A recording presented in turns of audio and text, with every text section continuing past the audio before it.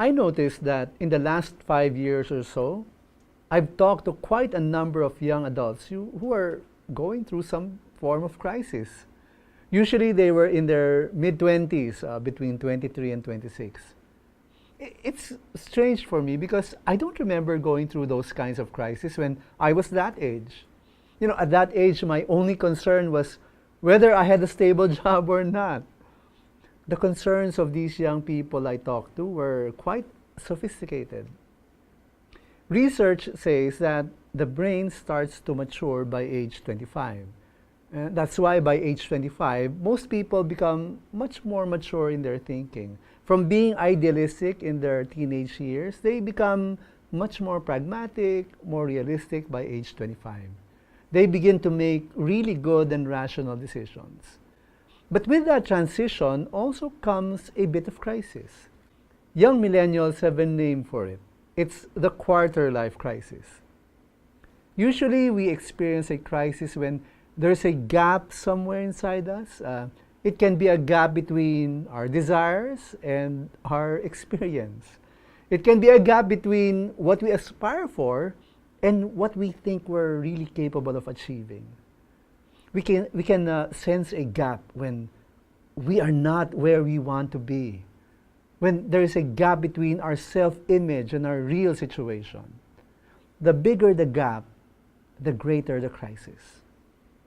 I know some young people who went through quarter life crisis. A lot of them took a course in college that they did not really want to take.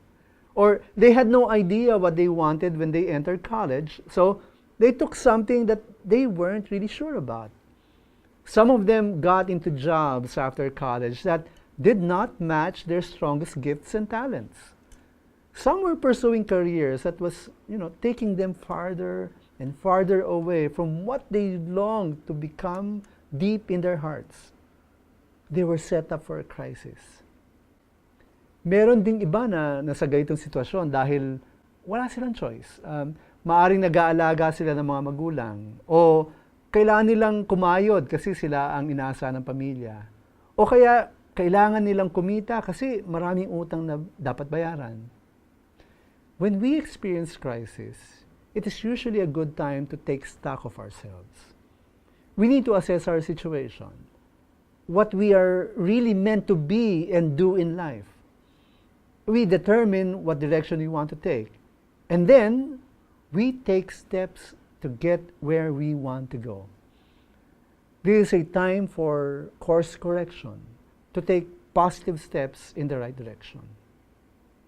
And we are blessed if we set our sights in the direction of God and His will for our lives. We do not have to go through a serious quarter life crisis. If we reorient our life direction to God, then we will experience what the prophet Isaiah described in this passage.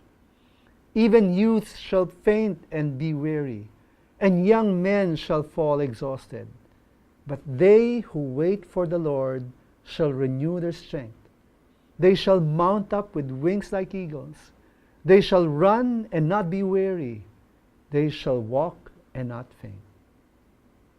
This passage says that if we wait on the Lord, if we constantly seek His face, when we bind ourselves to Him with a strong desire to do His will, God will renew our strength. God Himself will supply the strength to accomplish whatever He has assigned us to do. So you don't have to experience quarter life crisis.